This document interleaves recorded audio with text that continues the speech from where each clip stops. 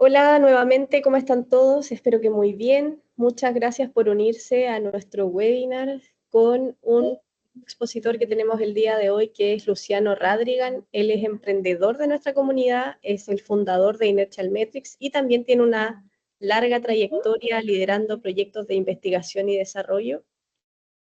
Así que muchas gracias a todos por unirse y también muchas gracias, Luciano, por compartir todo lo que has logrado en estos años liderando este proyecto y también en tu rol de investigador. Luciano me comentó que él prefería que pudieran ir interrumpiendo, haciendo todas las consultas que ustedes estimen convenientes a lo largo de su presentación, así que es la invitación entonces abierta para que podamos ir comunicándonos con él de manera directa a través del micrófono. Así que Luciano, si ya estamos ok, te doy el pase entonces. Muchas gracias nuevamente por acompañarnos en esta jornada. Gracias, Carla. ¿Se escucha bien, no es cierto? Sí, se escucha, ¿no es cierto? Súper bien. Ah, ya, Te escucho ya. muy bien. Ya, bueno, primero que todo, me voy a presentar. Mi nombre es Luciano. La idea es que la dinámica de esta charla o más conversatorio, como me gustaría llevarlo, es que voy a ir presentando diferentes temas de los tópicos de prototipado y bueno, no sé si ustedes tienen proyectos, si son emprendedores o si tienen alguna idea, vayan con toda confianza a medida de que yo voy avanzando en los tópicos haciendo preguntas ahí, ¿ya? Si alguien no puede, lo puede escribir por el chat. Tengo el chat abierto acá, así que también voy a estar leyendo las preguntas para no acumular todas las preguntas al final. Ya, eso. Bueno, ¿quién soy? Primero me voy a presentar. Soy doctor en ingeniería eléctrica acá de la Universidad de Concepción. Hice todo mis pregrado y posgrado en la Facultad de Ingeniería. Em, Soy académico de la universidad en el Departamento de Ingeniería Eléctrica y todo esto del emprendimiento y proyectos I+D empezó por el año 2019 cuando me adjudiqué mi primer FONDESVIEW y bajo mi línea de investigación del magíster, que después siguió en el doctorado, finalmente terminamos con una startup de base científica tecnológica, que en verdad nos formalizamos el año pasado, éramos 2 personas, ahora somos más de 8. Es un número grande para ser startup, pero ejecutando hartos proyectos de I+D, financiado por Corfanir, también 10, más de 10 consultorías en los últimos 2 años en la industria. Y como nuestro foco es la base científica tecnológica, además tenemos hartas publicaciones de lo que hacemos en el estado del arte para aportar a la comunidad. Es un poco quién soy. Ahí están los dos miembros fundamentales de mi equipo. Y bueno, ¿qué hacemos en Inertial Metrics? Así para que tengan un, un overview general. Nosotros tenemos dos productos, que uno es Risk Metrics y otro es Health Metrics. Básicamente, Health Metrics se dedica a mantenimiento predictivo en maquinaria pesada. Lo que hacemos es que usamos un hardware que diseñé yo bajo mi línea de investigación y a través de los modos de vibrar de los equipos calculamos qué pieza y cuándo va a fallar. Entonces, básicamente lo que tuvimos que hacer en su momento fue desarrollar todo lo electrónica, instrumentación, validar en terreno, que los datos que se midieran estuvieran bien medidos, comunicar todo eso con la nube, hacer los algoritmos de pronóstico y diagnóstico de falla, para así finalmente poder hacer detección en tiempo real de las fallas, anticipación, predecir cuándo va a ocurrir y cuándo va a ocurrir, y finalmente entregar un indicador que básicamente a nuestros clientes les podemos llegar a reducir hasta el 30% las fallas imprevistas. ¿Por qué les quería mostrar esto? Porque básicamente nuestro producto, si lo ven como una solución tecnológica, es una solución que parte desde la idea de hacer un dispositivo particular para una medición en un contexto particular, hasta ya cómo entregamos el KPI totalmente procesado para la industria. Entonces pasamos como por el flujo completo, el full flow del desarrollo bueno, al principio de prototipado y finalmente al desarrollo, al full flow del desarrollo de producto. ¿Ya? El otro producto que tenemos es Health Metrics, que es básicamente de visión computacional. La gracia acá en particular es que nosotros podemos usar cámaras estándar, pero también usamos cámaras hechas por nosotros, en las cuales podemos procesar actividades de falla, de riesgo que hacen los operadores, como también calcular em, ciertas ciertos indicadores de excelencia como tipo de maniobra o eficiencia operacional, entre otros. Y acá pasa un poco lo mismo. O sea, digo que básicamente vamos desde hacer la cámara con capacidad de cómputo local hasta procesar los algoritmos y finalmente entregárselo al cliente como un indicador en el software que ellos ocupan. Quería introducir estos dos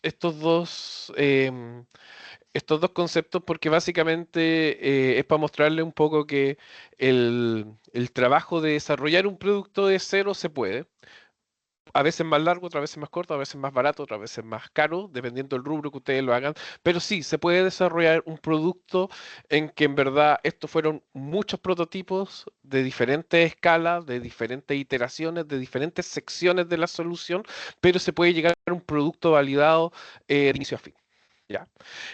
Como nosotros nos hemos dedicado a desarrollar nuestros propios productos, nuestros propios algoritmos, y que finalmente eso es lo que, con eso es lo que sobrevivimos, ¿no es cierto?, vendiendo eso a empresas, es que también nos queremos ayudar a otros emprendedores a poder ayudarlo en su proceso finalmente de prototipado, ya sea de todas las partes que vamos a ver más adelante, y es porque ahí nosotros sacamos una nueva línea que es nueva, que es básicamente Hardware Factory, en donde todos los equipos que nosotros tenemos para nosotros fabricar nuestra electrónica, probar nuestros servidores, probar nuestros algoritmos, nuestras plataformas cloud, lo estamos dando como servicio para quienes crean que les puede ser útil para tratar de ayudar a apurar un poco el proceso de prototipado. ¿Ya? Esto no era publicidad, era solamente para darle un contexto de qué es lo que hacemos, cuál es nuestra experiencia y por qué nos sentimos con propiedad un poco de hablar de lo que es prototipado. Eso, no sé si hay alguna duda hasta ahí, o si no puedo empezar ya directamente a lo que es la charla. ¿No? Sí, ¿Todo bien? reiteramos la invitación que hizo Luciano a que pudieran hacer todas las consultas que estimen convenientes. Él dijo, interrúmpanme, pregúntenme todo lo que quieran, así que para los que se han unido más tarde, para que también lo tengan en consideración. También lo pueden escribir por el chat por si acaso. Estoy viendo el chat en vivo, así que cualquier cosa ahí van avisando. Bueno, hablamos de prototipado. El prototipado nosotros siempre tenemos que acotarlo, ¿ya? Acá yo no les puedo hablar de prototipado de materiales inteligentes, no les puedo hablar de prototipado de nuevas cepas en el área de la biología. Acá lo que yo les voy a hablar es de prototipado de sistemas inteligentes y entonces vamos a partir con esa definición. ¿Qué es un sistema inteligente? Bueno, es la definición más, no de diccionario, pero la que la podemos comprender todo, es que un sistema inteligente es aquel que puede percibir la realidad de su entorno, ¿ya? Y a través de la percepción de la realidad de su entorno puede razonar con esa información para así poder tomar decisiones y aprender de la experiencia de lo que está pasando en su entorno. Eso es un sistema inteligente como por práctica. Dentro del desarrollo de los sistemas inteligentes, nosotros tenemos 6 pilares que son fundamentales. Una es el desarrollo de hardware y firmware. Otros son de los sistemas de comunicación. Otro la simulación por computadoras. Otro pilar es la inteligencia artificial y visión computacional. Otro es software y otro es la manufactura aditiva como tal. En esta charla, como solo dura 1 hora y media, no podemos ver todos estos pilares, así que nos vamos a concentrar solo en 3 pilares, ¿ya? Uno que es hardware y firmware, sistemas de visión computacional e inteligencia artificial, y otro desarrollo de software o plataformas inteligentes. Em, Cuando hablo de hardware y firmware, ¿todos tienen más o menos claro cuáles son estos dos conceptos? Hardware es la realidad física, tangible, la electrónica que nosotros podemos básicamente palpar y está en nuestra realidad. Esto es hardware, ¿ya? Esto es hardware en particular. Firmware, que ahí Ignacio dice que no tiene muy claro, gracias por participar. Firmware, básicamente, y ya es algo que no, que es muy importante dejarlo claro cuando uno quiere empezar a prototipar, es la programación de la electrónica. ¿Ya? Y es importante tener esta diferencia, porque la programación de la electrónica no es software, porque básicamente un ingeniero en computación, un ingeniero informático, normalmente, el 99% de los casos, no les va a poder programar la electrónica. ¿Ya? Porque son lenguajes, son métodos de programación de mucha diferencia. Ahora la pregunta es, ¿por qué yo programaría electrónica? Bueno, básicamente ustedes programan la electrónica para que los sensores, los actuadores, los motores, todo lo que ustedes conecten electrónicamente tenga el comportamiento que ustedes deseen. Entonces no podemos dividir hardware y firmware. Por fin. ¿Alguien tiene el micrófono abierto? No sé si es porque quiere hacer una pregunta o se le pasó. Ya, creo que se le pasó nomás. Em, bueno, inteligencia artificial, visión computacional, que la divido así porque inteligencia artificial lo enfoco más a lo que son las señales y visión computacional más a todo lo que es de análisis de video o imágenes. Y el software es finalmente toda su plataforma que van a tener que utilizar. No sé si hay alguna duda de esta composición de estos pilares de los sistemas inteligentes. No sé, por ejemplo, si alguien tiene proyectos, ve si cuántos de estos pilares tiene en su proyecto. ¿Alguien tiene los 7? ¿Alguien tiene 3? No sé si alguien quiere comentar.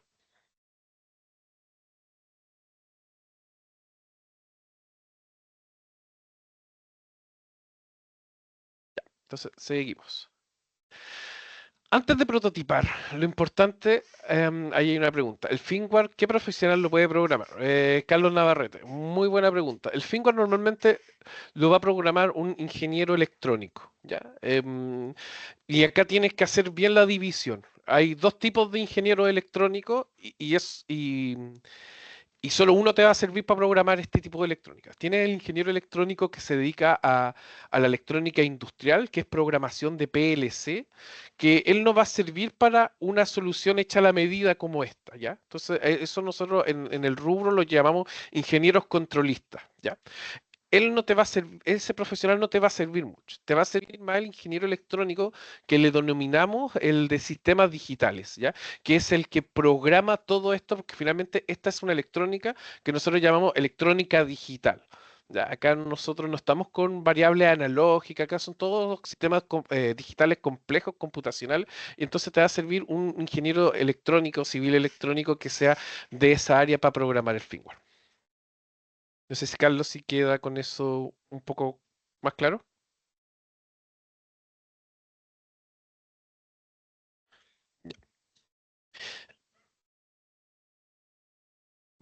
Ya, Víctor, que me pregunta qué es Arduino, lo voy a tener, lo voy a ver un poquito más, Ignacio también. Vamos a llegar en la siguiente slide a eso, ¿ya? Entonces, antes de prototipar, nosotros siempre tenemos que cuestionar y caracterizar el problema, ¿ya? No nos vamos. Sí, yo creo que no hay problema en compartir la presentación. Em, Alguien no está muriendo. Ya, gracias. Entonces, em, para prototipar nos tenemos que cuestionar ciertas funcionalidades y caracterizar nuestro problema. Lo primero que yo necesito que ustedes se pregunten si es que quieren prototipar es cuál es el problema que estamos resolviendo realmente, ¿ya? Es decir, el problema que yo soluciono es un problema y siempre voy a dar este ejemplo. Una vez en clases de prototipado, que yo hago clases de prototipado, unos alumnos de quinto año de ingeniería industrial llegaron y me dijeron, profe, queremos hacer un cargador inalámbrico para las baterías de marcapaso, para que cuando se acabe la batería no haya que operar a la persona y se pueda cargar de forma inalámbrica. Ellos tenían un problema y lo querían resolver. La respuesta mía fue como a una persona que le ponen un marcapaso a los 40 años, la batería dura aproximadamente 80 años. O sea que esa persona tendría que vivir 120 años para necesitar recargar su batería. ¿Era un problema? No, ellos inventaron el problema. Entonces, acá lo más importante, antes de ponernos a prototipar, que no sé si son del área media técnica, tal vez les gusta al tiro empezar a prototipar, es primero cuestionarse si el problema es un problema de verdad. Después, cuando identificamos que el problema es un problema, ¿qué datos necesitamos para poder resolverlo? Y después vienen una serie de preguntas que son mucho más finas, pero que tenemos que tenerla a grandes rasgos caracterizada. ¿Dónde y cómo se procesan los datos? Y esta es una pregunta que puede sonar o filosófica o muy técnica, pero tiene un punto entre medio. ¿Ya? Por ejemplo, en las mismas clases me decían, profe, quiero hacer un detector em, de infarto. El alumno le puso un infartómetro. Ya, entonces decía, ya, pero ¿dónde vas a procesar eso? ¿En el dispositivo? ¿O quieres que todo se despliegue en la nube y que básicamente la aplicación te diga si tiene un infarto o no? Y él pensaba, no, quiero que esté todo en la nube, en una plataforma, en una aplicación móvil. Y yo decía, "O sea, es mucho más útil que se procese en el mismo dispositivo para que te dé una alerta y tú tomar las medidas in situ por si está en una parte sin conexión. Entonces, el dónde y cómo se procesan los datos va muy de la mano de finalmente cuál es mi problema y cómo lo caracterizo. ¿Cómo le entregamos la información al usuario final? Esa es otra tremenda pregunta que siempre se tienen que cuestionar. ¿Cuál es su usuario? No quién es su comprador, ¿no es cierto? No quién es su cliente. Su cliente puede ser una minera, pero su usuario es el ingeniero de seguridad de que sale con las personas a ver que nadie tenga lesiones. Él es su usuario. Entonces, ¿cómo le entregamos a él la información para que sea útil? ¿Cómo la procesamos y cómo la desplegamos? Después, ¿qué retroalimentación necesita el sistema? O sea, ¿cuál es el feedback que necesitamos del usuario o cuál es el feedback de que los mismos sensores nos pueden entregar para que el sistema sea más robusto y cómo interactúo con mi usuario? ¿Ya? Esas son las, los primeros que tienen que pensar cuando tienen que cuando quieren prototipar son las preguntas que debiesen tener claras. La metodología, el design thinking, normalmente se aborda mucho el problema, o, caracterización de cliente, usuario, un poquito de modelo de negocio y se trata de esbozar. Acá básicamente lo que queremos hacer es tomar ese mismo flujo de trabajo, pero para empezar a darle características funcionales a lo que queremos prototipar. ¿Ya? Entonces, así nosotros podemos dividir estas preguntas y tenerlas claras, no desde un punto de vista técnico, sino mucho más conceptual de quién va a generar quién va a generar mis datos, cómo voy a procesar los datos, cómo voy a desplegar esta información y cómo voy a mostrar esa información finalmente a mi usuario. No sé si hay alguna duda con estas preguntas que debiesen tener antes de empezar el proceso de prototipado.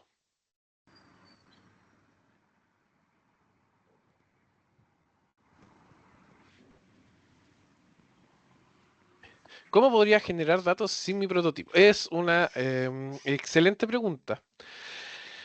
Depende del rubro, ¿ya? Por ejemplo, básicamente, no sé si te gustaría decir un rubro que te gustaría para dar algún ejemplo o doy uno genérico, Carlos, aprovechando que creo que es una muy buena pregunta.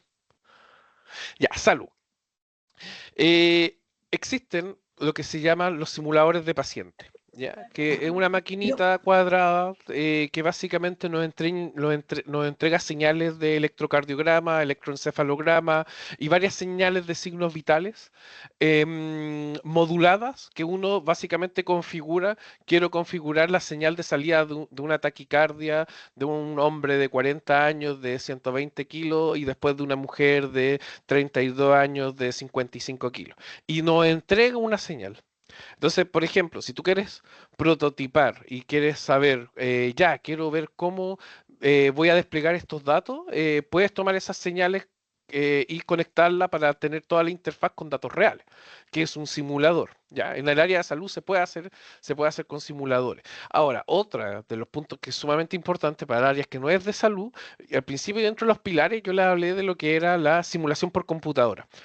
Muchas veces, por ejemplo, a los que les gusta la minería, es muy difícil conseguir datos de minería antes de poder ir a instrumentalizar. Y es muy difícil también poder ir a instrumentalizar.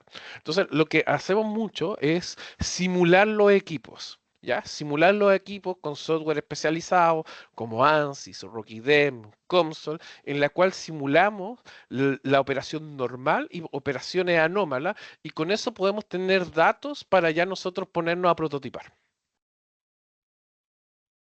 No sé, Carlos, si eso responde un poco a tu pregunta.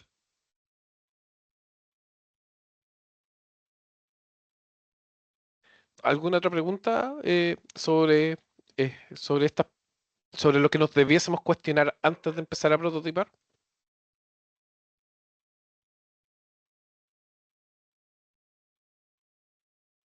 Ya.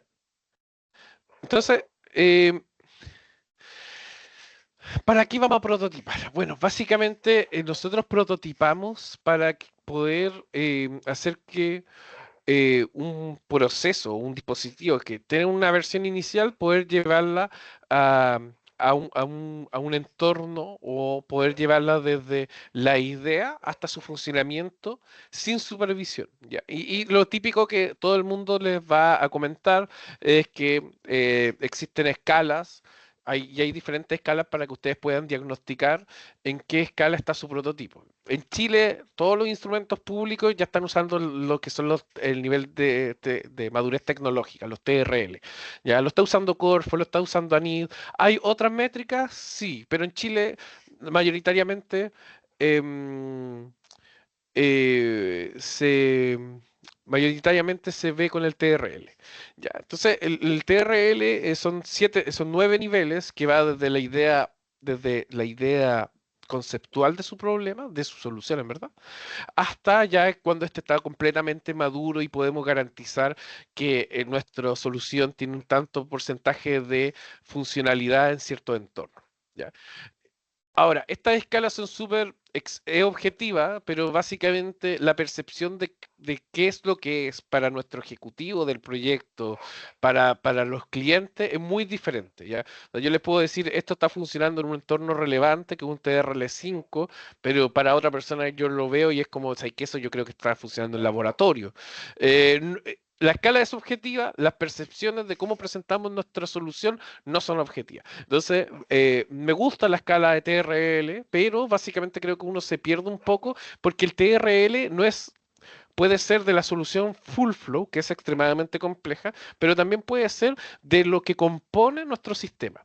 Los sistemas inteligentes normalmente se componen de hardware, algoritmos de inteligencia artificial y cloud computing y manufactura aditiva. Entonces, básicamente, los fierros que sensan y procesan, el cloud computing hace que saca un indicador clave estratégico útil, que es el que yo finalmente vendo, y la manufactura aditiva, porque todo esto hay que empaquetarlo, tiene que ser ergonómico si es para las personas, tiene que cumplir ciertos estándares de empaquetación, si es que dónde se va a ser utilizado, ¿no es cierto? Entonces, la manufactura aditiva es muy importante finalmente para que lo que nosotros hagamos sea un producto. Entonces, en los niveles TRL debiese tomar esto en su conjunto, tanto hardware como algoritmo como manufactura aditiva. Hay una pregunta que dice Ignacio.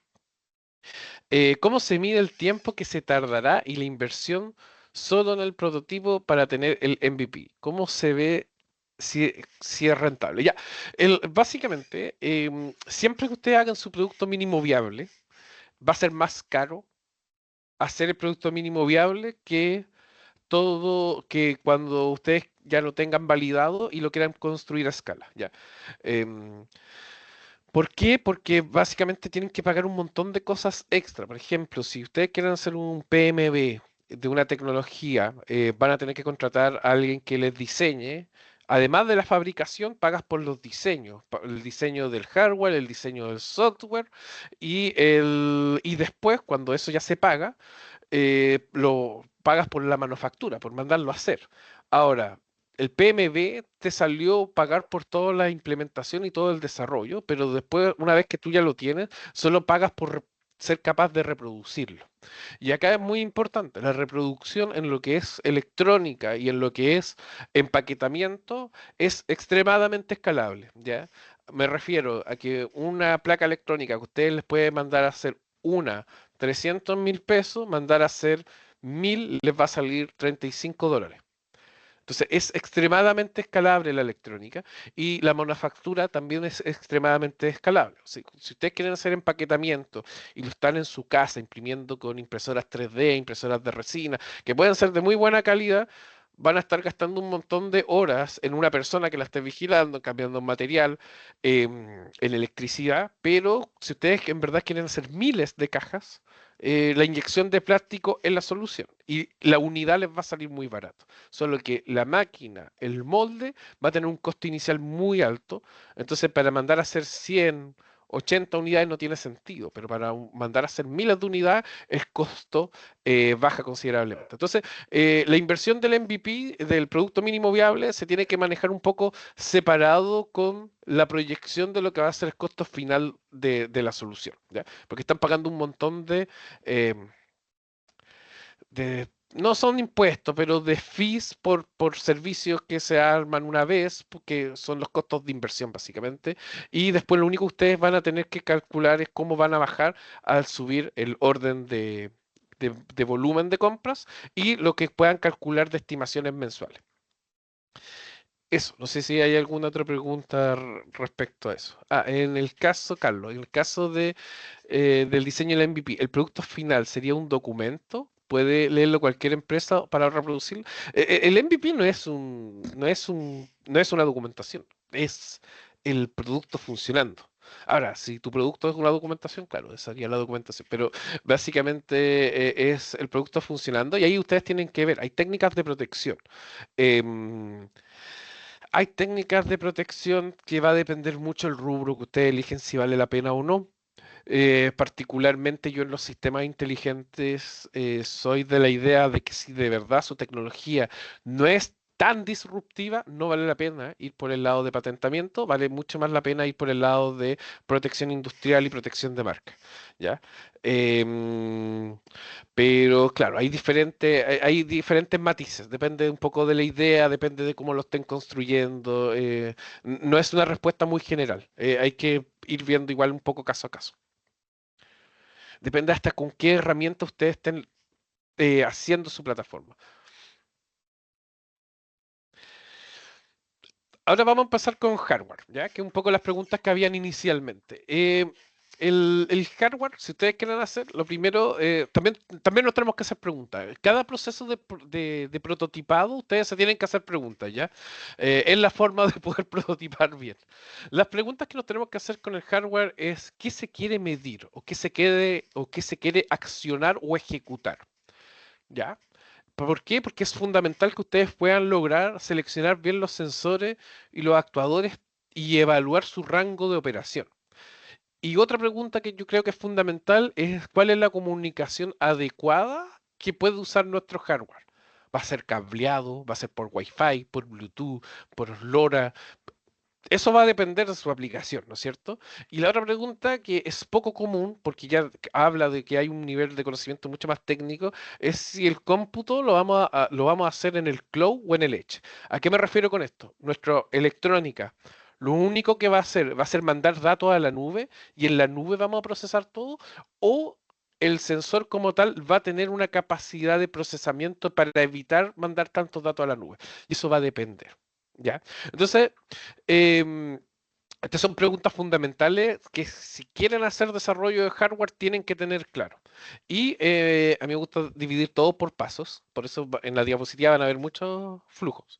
Entonces, el paso acá es lo primero es seleccionar placas de evaluación de hardware. Y ahí viene un poco a lo que venía la pregunta de arriba, que era, habían dos preguntas.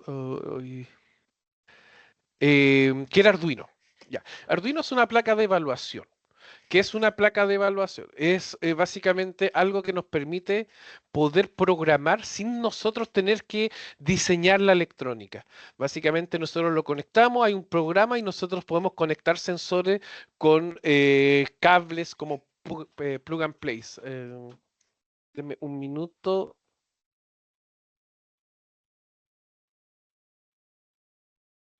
Un minuto, por favor. Ya, por ejemplo, a lo que me refiero es No venía preparada para esa, o sea, venía preparado para esa pregunta, pero justo se me ocurrió acá solucionarlo ahora en el momento. Em, Esto no es un Arduino, esto es otra placa de evaluación. Uy, ya. ¿Qué es una placa de evaluación? Básicamente es una placa que tiene el chip, en este caso no un Arduino, pero la de Arduino es verde y tiene el chip Arduino, y básicamente tiene un montón de conectores, no sé si se ve, que son esos de ahí, donde yo puedo conectar a través de cables de manera súper fácil e intuitiva eh, sensores. Entonces, yo puedo programar sin necesidad de hacer un desarrollo de hardware, puedo programar la placa de evaluación para tener un acercamiento de acuerdo a qué va a ser nuestro sistema de hardware, cómo va a funcionar. Puedo tener una primera idea de cómo programarlo. Arduino es una placa de evaluación de electrónica que nos permite hacer eso. Yo nunca la voy a recomendar porque para mí Arduino es una placa de evaluación para enseñarle a los niños programar, ¿ya? Está muy orientado a que los niños aprendan a programar con Arduino y está súper bien. Y cuando hablo de niños, es literal, niños de 15 a 17 años que vayan a concursos de robótica, muy bien eso porque ayuda al pensamiento computacional. Pero si nosotros queremos prototipar una solución que queremos que sea un MVP, primero no podemos usar Arduino, porque Arduino nos prohíbe la comercialización por las librerías, que es algo que muy poca gente sabe y que muchas partes cuando empiezan a vender te demandan, ¿ya? Porque el tipo ¿cómo se llama? El, no me acuerdo la palabra en español. em,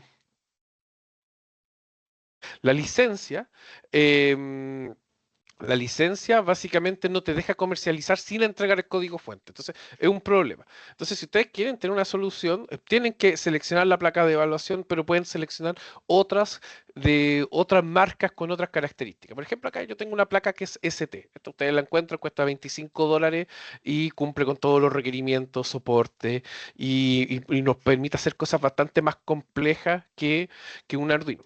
¿Cómo se programan esto? Preguntó Ignacio ahí. Esto normalmente se programa en C, en C.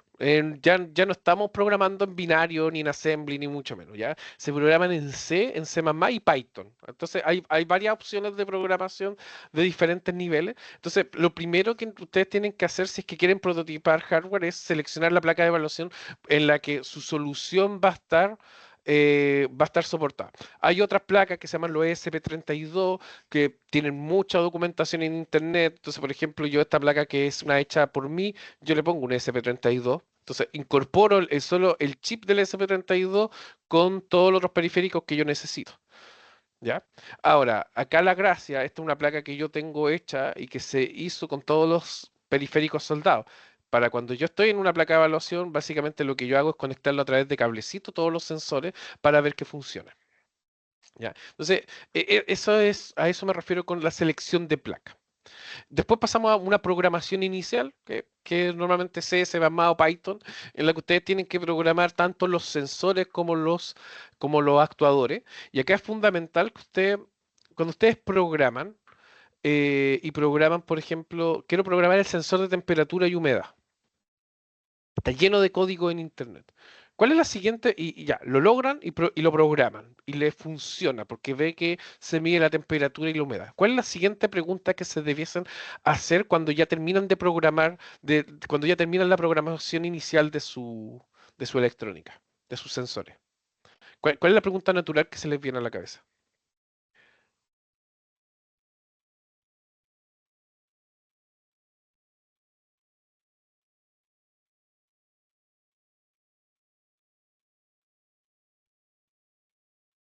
¿Qué se preguntarían? ¿Dónde registrar estos datos? ¿Cómo? ¿Dónde ir registrando estos datos que se obtienen? Claro, y ahí pasamos a la comunicación, ¿ya? ¿No es cierto? Pero antes de eso hay algo un poquito más fundamental, que es la pregunta que siempre nos tenemos que hacer, que yo acá la puse al final del diagrama, que es, ¿lo que yo estoy midiendo está bien o está mal? O sea, ¿cuál es mi error que tengo en la medición respecto a lo que yo estoy midiendo, como yo lo programé, respecto a un instrumento estandarizado, respecto a a un instrumento comercial? Y es una pregunta súper importante. Entonces, nosotros hacemos la programación inicial, podemos mandar a fabricar la PCB, programamos ya esta PCB custom. De hecho, la diferencia es que la programación inicial se hace en placas de evaluación, pero luego de que ustedes tienen que fabricar la PCB que hacen, tienen que volver a programar. ¿Y cuál es la gracia de programar la PCB hecha por ustedes? Que ya tienen un software inicial, un firmware inicial que funciona. Entonces, así ustedes pueden acotar si el problema es su programación o el diseño de la electrónica, porque si no cuesta un mundo saber qué está fallando.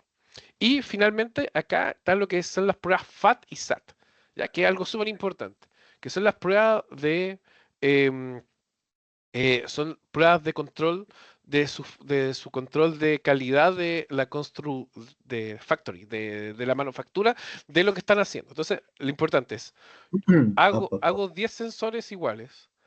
De esos 10 sensores, ¿hay diferencia en la medición entre ellos? Y si hay, la tengo que cuantificar.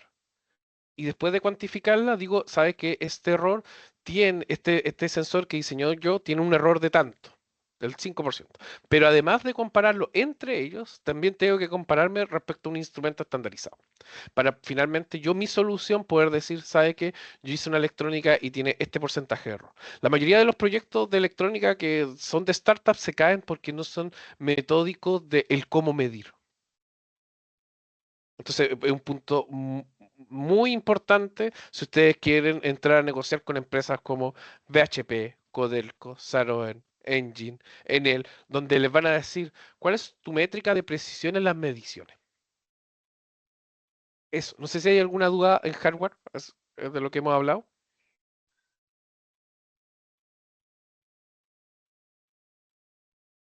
Recuerden que igual pueden abrir sus micrófonos si tienen alguna Ujú. consulta, no solo dejar las preguntas ahí en el chat.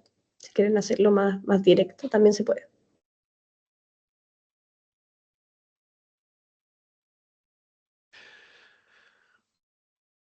¿Cómo se ve esto para que no sea tan abstracto? Bueno, la selección de placa es la que les mostré, no quise poner imágenes de placa. Después viene el diseño y fabricación de PCB. Así se ve el diseño de un esquemático electrónico. Se ve bastante complejo dependiendo de la cantidad de componentes que ustedes le pongan.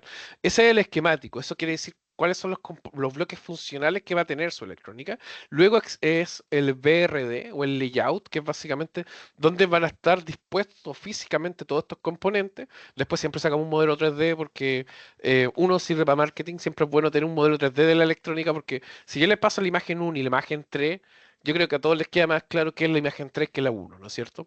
La 1 y 2 es más técnica, la 3 sirve, pero además de servir para explicar la persona ajena de su proyecto que es, también sirve mucho para lo que es la manufactura aditiva. Es para finalmente yo genero el modelo 3D de mi electrónica y puedo hacer un empaquetamiento impreso en resina, en PLA o en lo que tengan disponible y en lo que cumpla la característica de utilización de su aplicación.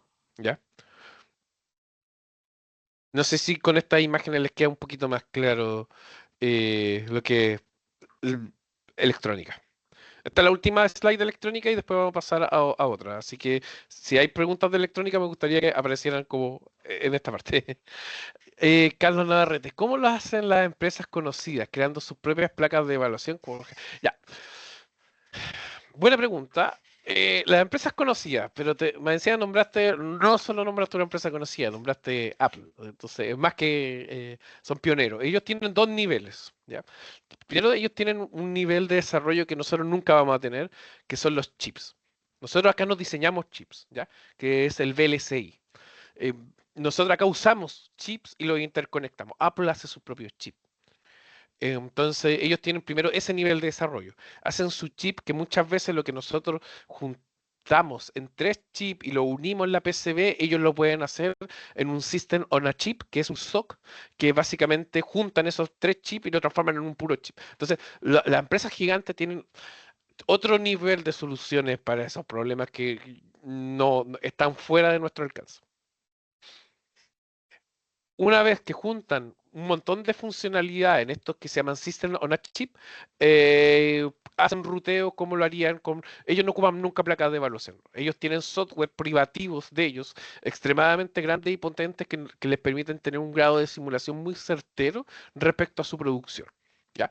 Todo lo que hacen las empresas como Apple, Sony, AMD, Nvidia, ya no considero Intel grande ya, a esta altura, básicamente tienen software tan potentes que les permite tener el flujo completo solo codeando, y tienen verificaciones formales dentro de su código que le permitan tener buenos procesos de fabricación. ¿Ya? Entonces, en verdad, es una línea totalmente inalcanzable para el resto de lo que queremos hacer soluciones.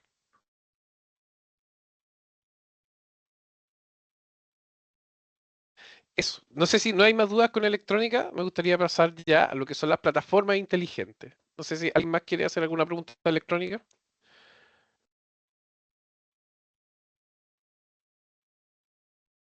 Ya, entonces pasamos a lo que son las plataformas inteligentes. Ya que creo que acá esto puede ser mucho más transversal para todos.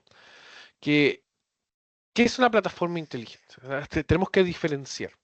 Ustedes en sus proyectos quieren una página web que sirva como un brochure, que básicamente sea una página donde aparezcan sus productos, contactos y tener un sistema de pago por internet.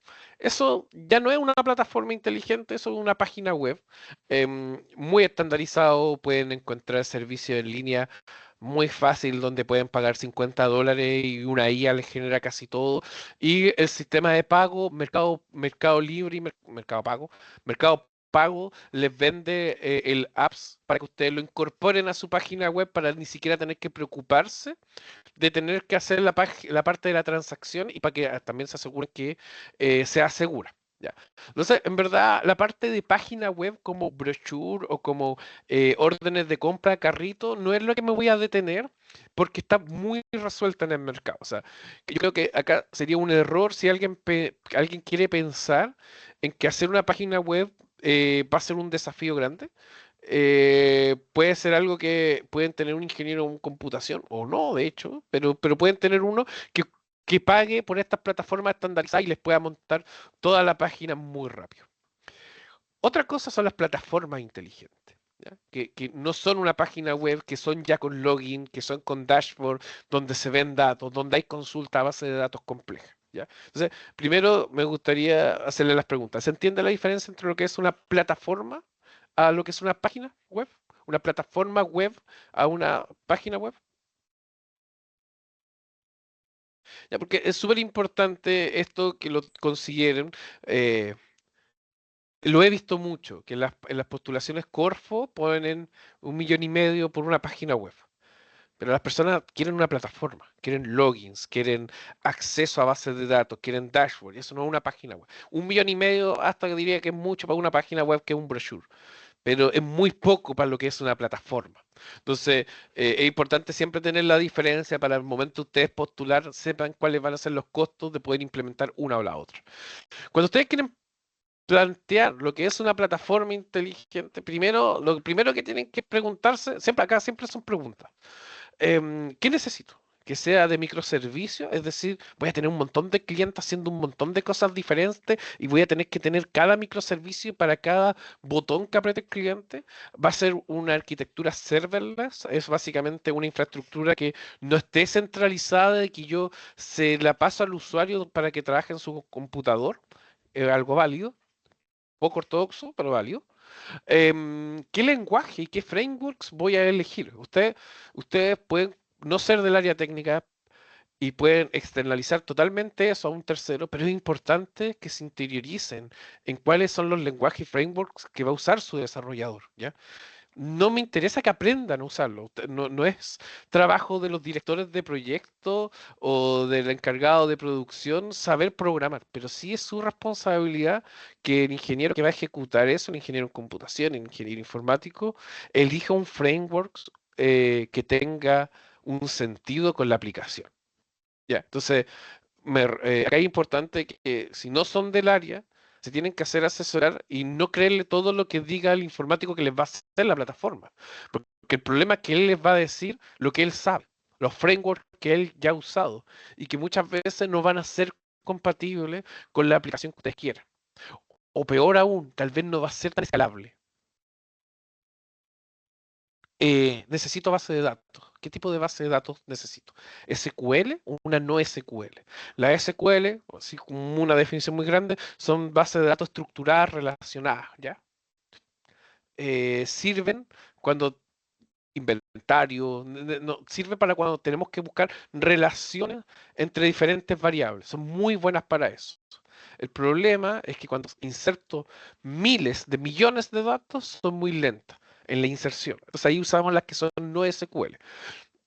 En Chile nunca he visto un proyecto, hay pocos proyectos que necesiten no SQL. El 95% de todos los problemas solo necesitan soluciones SQL, por si acaso. Y la otra pregunta que es importante sobre la plataforma es, ¿la plataforma debe soportar todo este procesamiento en tiempo real? ¿Me tiene que estar mostrando lo que pasa in situ del problema? ¿O tengo una ventana de que puedo refrescar todos los datos cada 10, 5 o 15 minutos? Esas son las preguntas que son súper importantes cuando ustedes hagan la plataforma. Y lo otro es que nunca pierdan de vista lo que ustedes prototipen o lo que ustedes armen tiene que ir de la mano con su modelo de negocio. ¿A qué me refiero con esto? Modelo de negocio de proyecto A. Es business to business. Entonces ustedes me dicen, no, que es una plataforma de monitoreo para hornos, para hornos de función. Es un negocio business to business. ¿Ustedes creen que vamos a necesitar una plataforma? Pero mi pregunta que les quiero hacer es, ¿ustedes creen que es importante que ustedes hagan su propia plataforma con una GUI y con acceso con usuarios? Si ustedes le quieren vender eso a una empresa. O replanteando la pregunta, ¿ustedes creen que es siempre importante tener un frontend propio si su modelo de negocio dice que ustedes le van a vender a otra empresa? ¿Y cuándo te va? Hoy día en la noche, Hay alguien que no está motivado por si acaso. para la tarde tengo un vuelo a Santiago. Ya, y voy a llegar como a las 9 a Santiago. Y a las 7 tengo el vuelo desde Santiago a Buenos Aires. ¿Alguien Y se ahí le voy a ocurre, alguien se recuerde el sábado en la noche. la respuesta? Ay, igual, de hecho, como nuestra familia.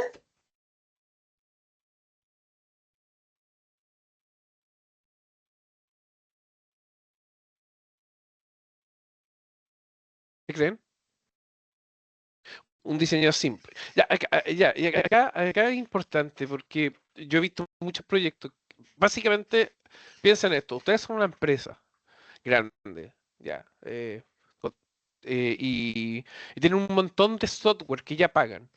La plataforma que ustedes le quieren vender, lo peor que pueden hacer es que sea otra GUI. Porque básicamente al operador que está usando o al usuario le van a agregar otra interfaz. Entonces siempre, eso, lo que dice Valera, siempre es mejor que se integre. Entonces ustedes pueden tener una plataforma y la plataforma puede estar funcionando y ustedes hacen un sistema de conexión que se integre a lo que su cliente ya ocupa. Entonces cuando tienen modelos de negocio business to business, no gasten mucho tiempo en crear plataformas de visualización, porque es mucho más probable que ustedes tengan todo eso y lo tengan que comunicar con el software que ellos ya tienen, ¿ya? He visto muchos proyectos que gastan grandes partes de su cantidad de presupuesto total en crear una GUI bonita, que se ve bonito para el proyecto Corfo, para el entregable, para el proyecto final, pero finalmente esas plataformas quedan botadas porque la empresa dice, mira, me gusta mucho lo que haces, no voy a usar tu plataforma, disponibiliza tus datos en mi plataforma. Y ahí viene otra pregunta. ¿Cumplo el estándar mínimo para poder disponibilizar los datos de forma segura en la interfaz de la otra empresa? Y eso lo vamos a responder en la siguiente slide. Entonces, si su modelo de negocio es directo al cliente, ahí tengan interfaz, ahí o van dirigidos a pymes o a empresas pequeñas que no tienen toda esta cantidad de software, ahí ustedes sí gasten tiempo y gasten dinero en poder crear una bonita plataforma que para el usuario sea útil. Pero si le van a vender a una empresa que tiene como 10 software, siempre tratemos de tratar de integrarnos, ¿ya? Ahora, si nos tratamos de integrar, ¿cómo nos integramos? Y acá viene la pregunta súper interesante. Que yo tengo una plataforma cloud, o sea, yo tengo una plataforma. ¿Dónde está esta plataforma? Esta plataforma tiene que estar en lo que llamamos cloud computing, que básicamente en términos prácticos es o AWS o Azure o Google Cloud. Em, y ahí la pregunta es, ya, tengo que disponibilizar. ¿Qué tipo de arquitectura necesito? ¿Voy a mandar todo a la nube? ¿Voy a mandar algunas cosas a la nube? ¿Voy a mandar solo las actividades críticas a la nube? ¿Cuántos usuarios y datos espero que se maneje en esto ahora y en un futuro mediano para poder hacer bien la arquitectura? ¿Cuál es el nivel de seguridad de mi plataforma? Tengo un typo ahí, dice plataforma. Entonces, ¿cuál es el nivel de seguridad de mi plataforma? Y eso es sumamente relevante, porque para que ustedes puedan conectarse al software de otro cliente, ustedes les tienen que asegurar un nivel de seguridad mínimo, que está encriptado de punto a punto, que pasen los certificados, ¿no es cierto? Y ojalá que esté con alguna ISO, su sistema esté con alguna ISO de ciberseguridad de las 27001, 27008, 27015.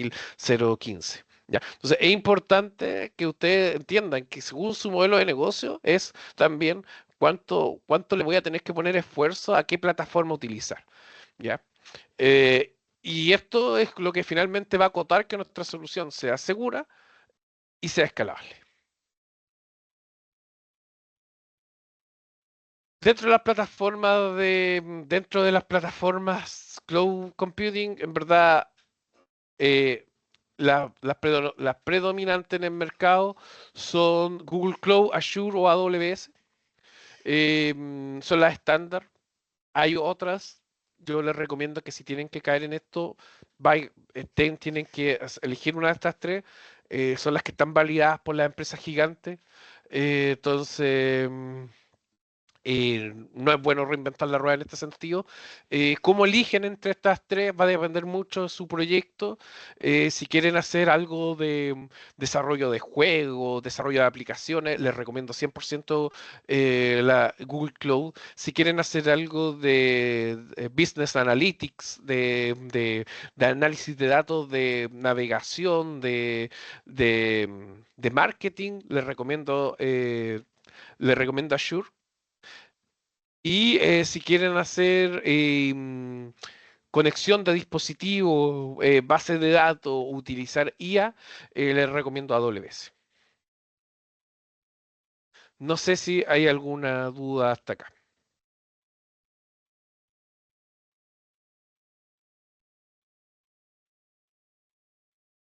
¿No? Ya. Y ahora la pregunta es, ya, vamos a alguna plataforma cloud. ¿Cuánto me va a salir? Y esto es súper importante que lo respondan, ¿ya? Tienen que saber cuánto les va a salir en plata la plataforma cloud. Porque, insisto, todo el modelo de negocio ahora se va a reducir a las decisiones técnicas que ustedes tengan. Su margen de operación de su empresa va a depender de cuál sea la solución que están tomando. En general, cada plataforma cloud tiene su forma de calcular los precios, ¿ya?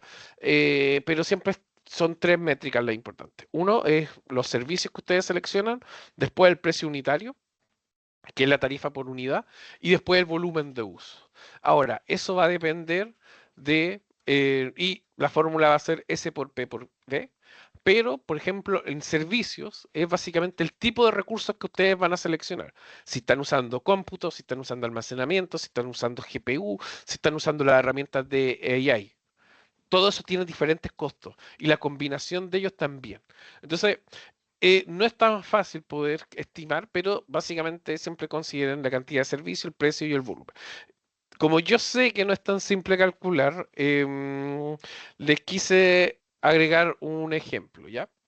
Un ejemplo en que vamos a tener una solución que la vamos a plantear de dos formas diferentes, usando los mismos elementos, para que vean que las decisiones que ustedes tomen en la implementación pueden tener impactos gigantes en nuestros costos. Vamos a hacer correa transportadora. Me gusta el mantenimiento, así que correa transportadora. Una correa transportadora puede llegar a tener varios kilómetros de largo, ¿no es cierto? Y uno de los típicos problemas es que los rodamientos se pueden echar a perder, se calientan y pueden generar incendio. Es uno de los problemas. Entonces, lo que se hace, bueno, la solución actual es como mandan a un caballero a escuchar caminando por todo el largo de la correa a ver si escucha el ruido de fricción, a ver si se calienta. Pero una de las soluciones posibles era como pongamos acelerómetro y a través de la vibración nosotros podemos captar si este problema se va a producir o no. Entonces, ya, pongamos un acelerómetro y un sensor de temperatura. Y acá el ingeniero va a decir, ya, ya sabemos qué medir, para qué medir y cómo medimos. Pero igual falta más información. Entonces decimos, ya, vamos a medir temperatura cada 1 hora y vamos a mandar ese dato de temperatura cada 1 hora también. Y vamos a medir vibraciones. Como vamos a medir vibraciones en 3 ejes, vamos a muestrar a 5 kHz. Cada muestra tiene una resolución de 16 bits y se va a comunicar 1 vez por segundo. Con estas especificaciones técnicas, ustedes básicamente van a necesitar un ancho de banda de 200 kilobits por sensor, lo cual es una locura, porque van a tener miles de sensores. O sea, el ancho de banda nunca les va a dar. Vamos a tener un consumo de 5 watts la hora. Es decir, que cada sensor va a tener que estar enchufado a la línea de energización. No lo vamos a poder energizar con batería porque no nos va a dar una batería que aguante mucho tiempo con un sensor que gasta 5 watts la hora. Y por cada sensor al día voy a generar 2.4 gigas de datos en la base de AWS. Esta solución tiene un costo, dependiendo del largo de la correa, pero asumiendo una correa de 1 kilómetro, tiene un costo de algo así de $10.000 mensuales, el monitoreo. Si tomamos los mismos elementos, pero vemos otro enfoque, muestramos la temperatura igual 1 vez cada hora, pero vamos a mandar esos datos cada 12 horas, que es un turno. Vamos a medir las 5.000 muestras por segundo a 16 bits por muestra, los 3 ejes, pero ahora el sensor va a tener más inteligencia. Y en vez de mandar esos 5.000 datos por segundo, lo que va a hacer es que los va a procesar. Y el sensor va a decir si el estado de salud es bueno, aceptable, inaceptable o insatisfactorio. Entonces, el sensor como tal ya no va a tener que mandar los datos en bruto, solo va a mandar 4 estados. Bueno, acá le puse 6 estados, que básicamente lo podemos representar en un bytes. Entonces, ahora el ancho de banda requerido para esta aplicación con este enfoque es de 1 kHz por sensor y tengo un consumo de 5.000 miliwatts por hora, lo cual lo puedo energizar con mucha tranquilidad con una batería. Y en vez de estar generando estos 2.4 gigas de datos por sensor al día, estoy generando 30 bytes de datos al día por sensor. Y en vez de gastar los $10.000 que estamos gastando en AWS con la otra solución, acá estamos gastando no más de $2. La misma solución, diferente enfoque de dónde hacer el cómputo, de cómo hacer la conexión y cómo elegir la infraestructura de nuestra arquitectura. No sé si les queda como claro este ejemplo de la importancia de hacer que todo el prototipado esté bien.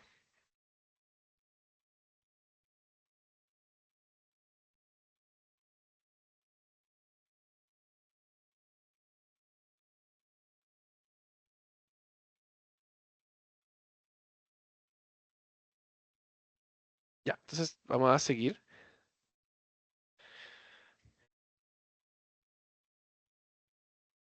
En la plataforma inteligente también solemos tratar de meter ChatGPT para tener chat de voz, ¿no es cierto? Y tenemos que también consultar eso. ¿Cuáles son los costos? Ya, ChatGPT por tokens, o sea, nos cobra $1.25 por 1 millón de tokens de entrada y $10 por millón de tokens de salida.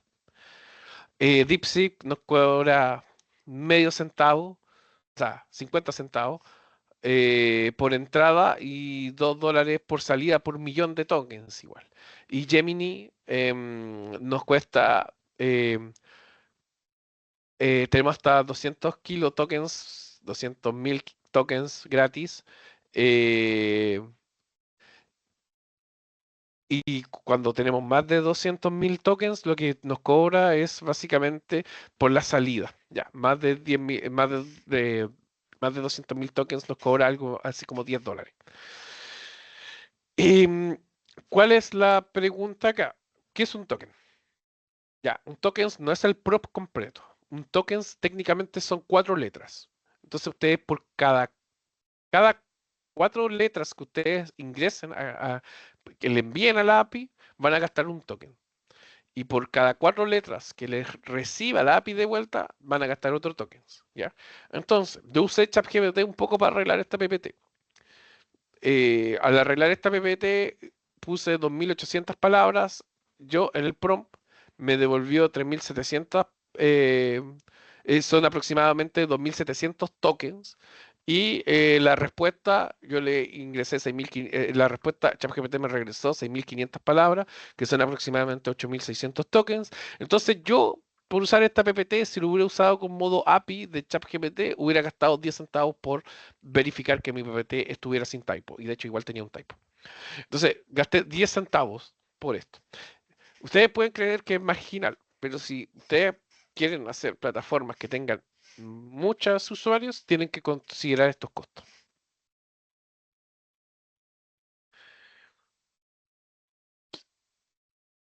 Ahora vamos a pasar a lo que es Visual Computing e inteligencia artificial.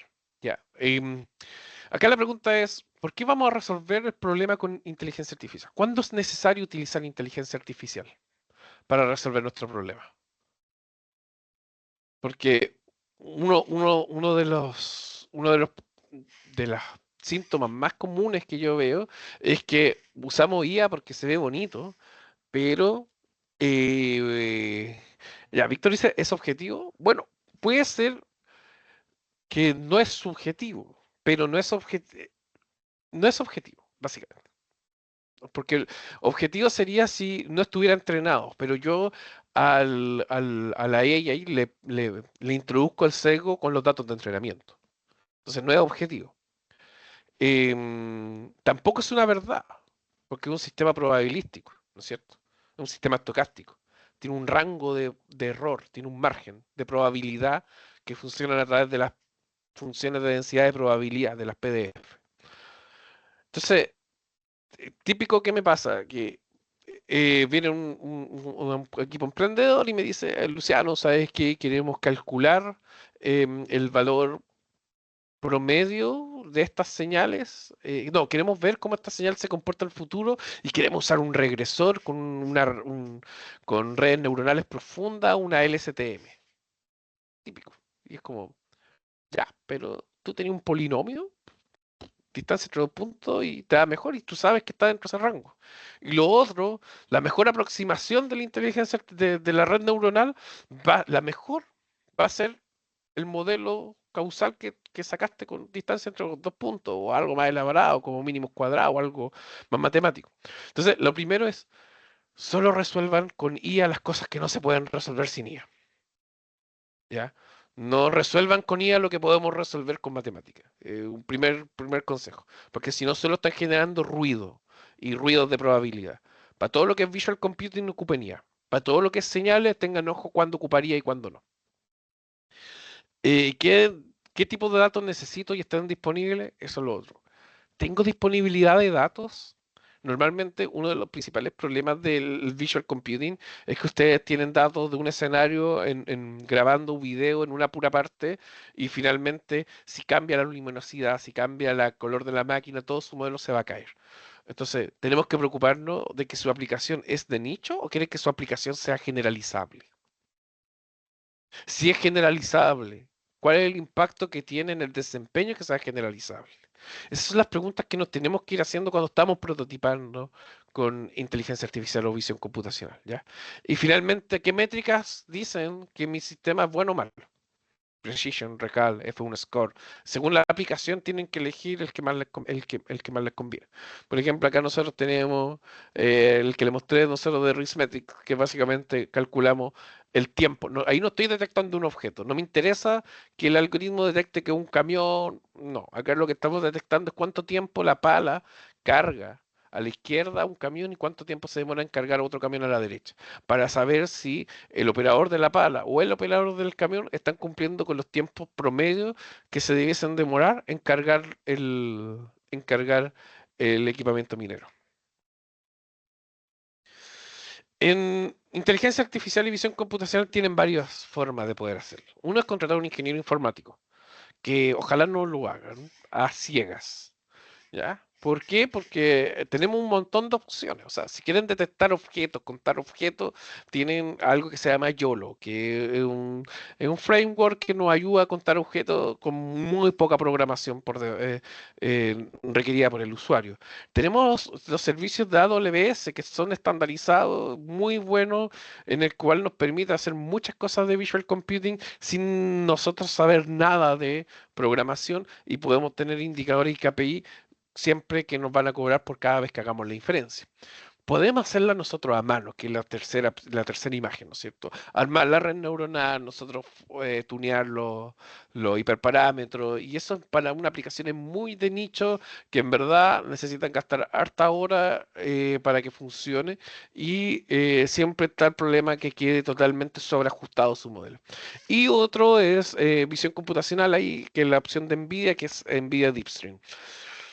Ustedes elijan la que quieran, siempre y cuando entienda las limitancias de lo que están eligiendo.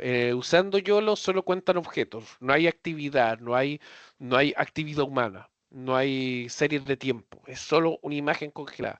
En AWS, muy buenos modelos, pero le van a cobrar por entrenar el modelo, por hacer la consulta al modelo, por utilizar el modelo.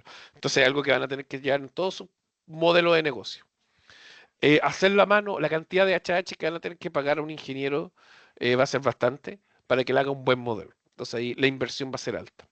Y DeepStream no lo recomiendo, pero tenía que ponerlo. Que básicamente es toda la librería open source de NVIDIA que les va a servir para aprender, no para tener un producto.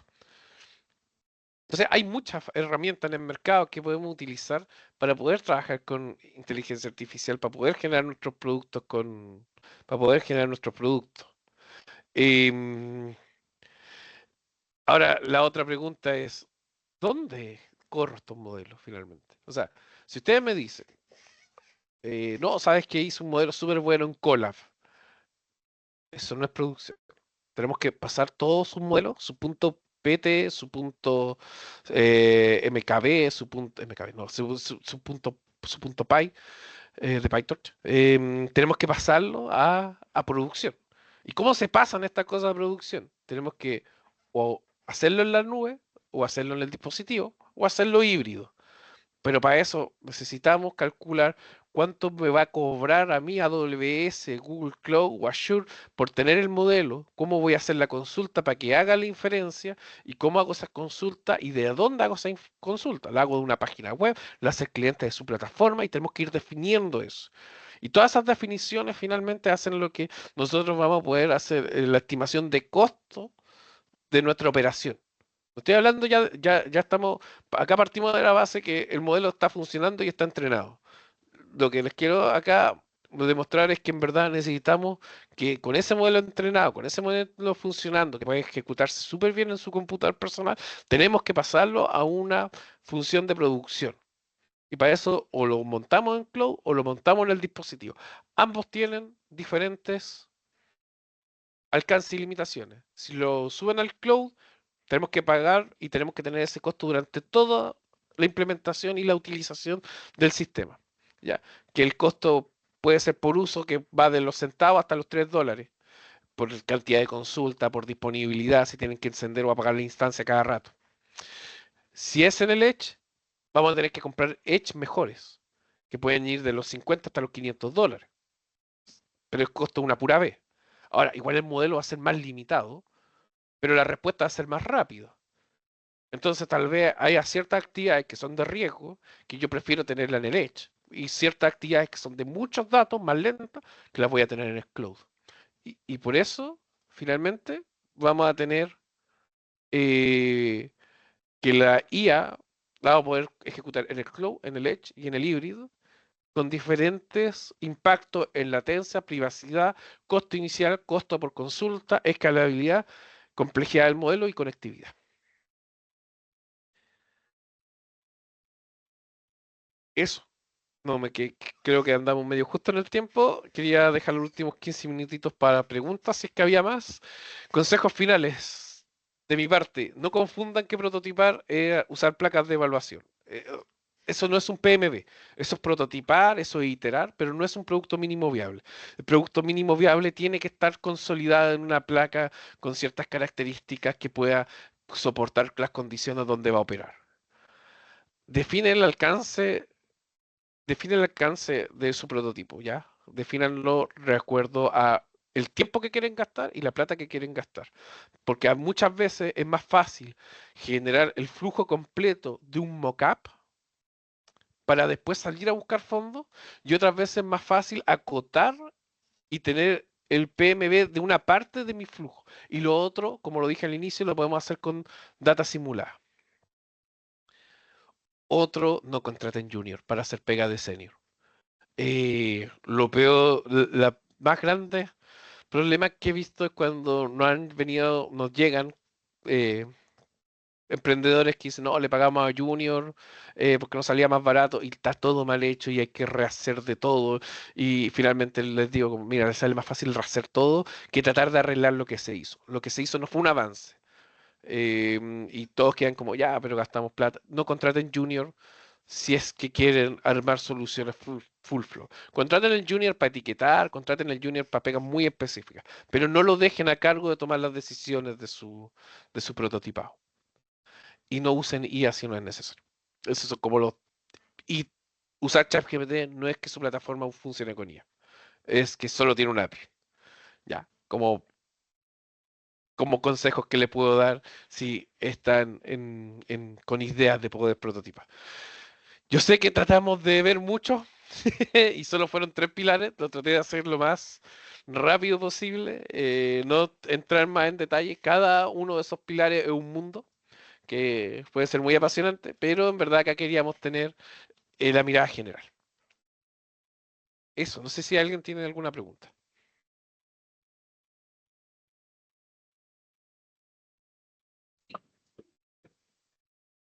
Hola, Hola. yo tengo una pregunta. Ujú. ¿Cuánto tiempo en promedio demora más o menos un prototipo que utiliza sensores?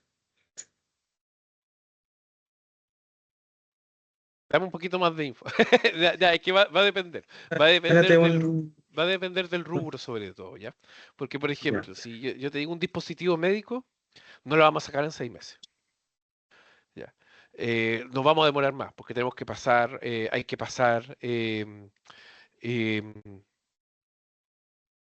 comité de ética, pasan las pruebas en persona, hay que pasar comité ciertas médico, ¿no? normativas.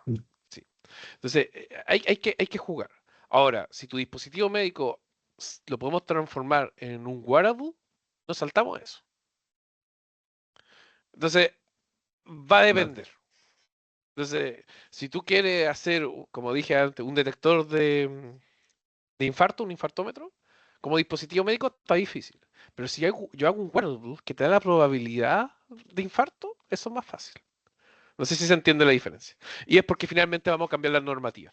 Traté de ir a poner las normativas, pero no íbamos a terminar nunca. Entonces no, no daba si poníamos todas las normativas, porque todo tiene normativa. Eso Súper. sería otro lado. Gracias. ¿Alguna otra pregunta?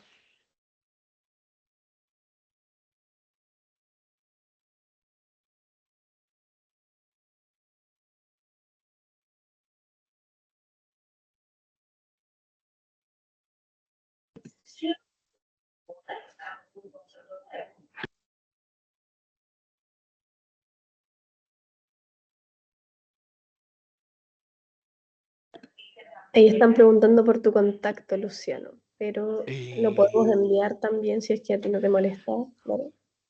sí, sí, sí, mejor perderlo porque si no se va a perder. Con la presentación se manda. Perfecto.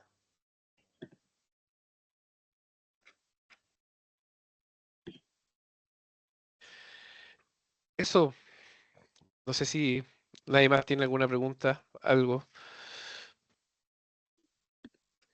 Tenemos ahí comentarios en el chat, Sí, que sí, eso estuvo está muy listo. interesante y que a partir de esto surgen un montón de dudas. Claro, cuando nos llega información nueva o que no A mí no me teníamos, quedó, hay algo que no me quedó tan claro.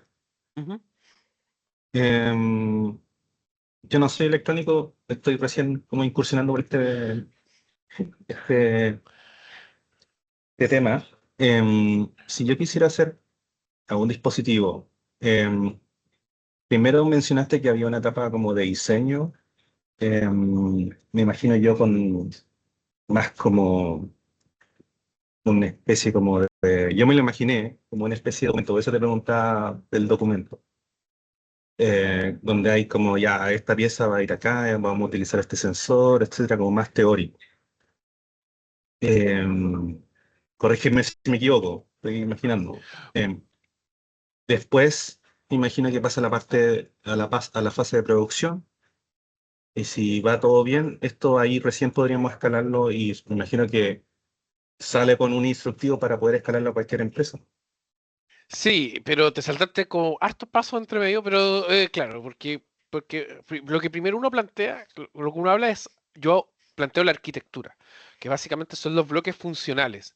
De hecho, eso lo podía hacer en un papel, es decir, como los bloques funcionales, eh, em, qué puertos voy a usar, tipo de comunicación, cuántas entradas, y defino la arquitectura de mi sistema. La arquitectura es algo que lo electrónico tenemos muy internacionalización y ese, muy internado, em, porque tenemos toda la carrera de eso. Pero para la gente es muy abstracto, porque no es un diagrama de flujo, no es el diagrama de decisión, son los bloques principales que componen, es como cuando te vas a armar un computador. Bueno, no es un ejemplo un poco electrónico, pero tú armáis tu computador, te gusta tal procesador, tenéis que ver que el procesador sea compatible con la placa madre. Entonces, primero se hace eso, el diseño de la arquitectura. Después de que tienes esa arquitectura, yo lo pruebo en placas de evaluación para tener la idea que va a funcionar. Después de que lo pruebo en placas de evaluación, ahí recién hago la electrónica, como decís tú, con un plano, haciendo las conexiones. Y después vuelvo a probar que si lo que me funcionó en la placa de evaluación me funciona en esta que hice yo. Y si funciona, ahí yo lo mando a hacer. Y aún así vaya a tener un par de pifias, porque siempre se pasan cosas. Yo con todos los años que tengo, se me olvidó que el USB-C tenía que funcionar para los dos lados. Se me pasó. Entonces, última placa que hice se me pasó y solo el USB funciona para un lado. Lo tuve que corregir. Se me pasó. Porque dentro de todo lo que hay que rutear se pasan esas cosas. Claro, pero en el fondo, cuando tú lo pasas como al proveedor, o sea, estoy pensando como que tú tienes un proveedor en China, por ejemplo, Ujú. y puede hacer esta producción masiva de lo que ya probaste, etcétera. Puede ser la interacción que tienes con ese proveedor en China. Me imagino que es en base a un documento técnico como quiero que tenga toda esta especificación. Sí. Y ellos no te van a corregir si hay algo malo.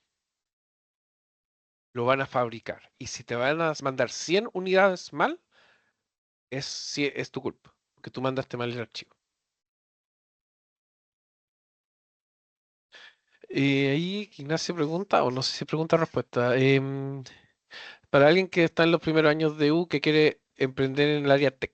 En mi caso me interesa el software principalmente. ¿Algún consejo que debería enfocarme o a aprender o lanzar proyectos chicos? Mira, en el área tech, em, Ignacio, te recomiendo que aprendas sobre desarrollo de software. Eh, falta. A los alumnos en la carrera de computación le enseñan mucha teoría, que está bien, pero después les falta la bajada de cómo dockerizo eso, cómo esto anda en el mundo real, cuáles son los estándares un poco más industriales. Y ahí te recomiendo que en los primeros años vayas y trates de conseguir práctica en empresas grandes, donde todo eso es un procedimiento súper estándar. Y eso te va a sumar mucho, Porque uno de los problemas que yo veo en la gente que quiere emprender es que veo como ingenieros civiles de la U de Conce viendo tutoriales en YouTube para hacer prototipos y a los cabros técnicos que son muy buenos prototipando viendo soluciones más complejas en YouTube. Y finalmente como que nunca se comunican. Hay un punto. Hay gente del área técnica que es extremadamente buena para soldar, hacer cables, codear cosas y que uno tiene que tener la visión un poco más general o arquitectura. Entonces, te recomiendo que te trates de empapar como con prácticas en empresas grandes donde está todo súper estandarizado de cómo se pasa toda producción. Que la cantidad de gente de computación que no sabe pasar la cosa a producción es preocupante. Ahí te recomiendo, hay una feria laboral el 8 y el 9 de octubre en la facultad. Está haciendo publicidad, aprovechando. Va a estar en los pastos centrales del UDEC. Muy bien. E Ignacio, también la invitación es que puedas comunicarte con nosotros, con la incubadora, para que te podamos dar cierta asesoría más en el área del negocio, pero también es algo que hay que tener internalizado a la hora de desarrollar algún proyecto de emprendimiento, que puedes contar con nosotros también. Así que si ya no tenemos más preguntas, les agradezco a todos por participar y especialmente a Luciano. Muchas gracias, Luciano. Tu tiempo fue muy valioso. Todos los que nos quedamos toda la charla nos vamos con un montón de cosas nuevas que internalizar y aprender. Así que muchas gracias por eso. Y nos despedimos entonces. Como ya les comenté, va a estar la grabación disponible en nuestro canal de YouTube y también a los que se inscribieron les va a llegar la presentación una vez que Luciano nos las envíe. Así que eso, que tengan una muy buena tarde y muchas gracias por unirse. Chao, chao, muchas gracias. Que le vaya bien.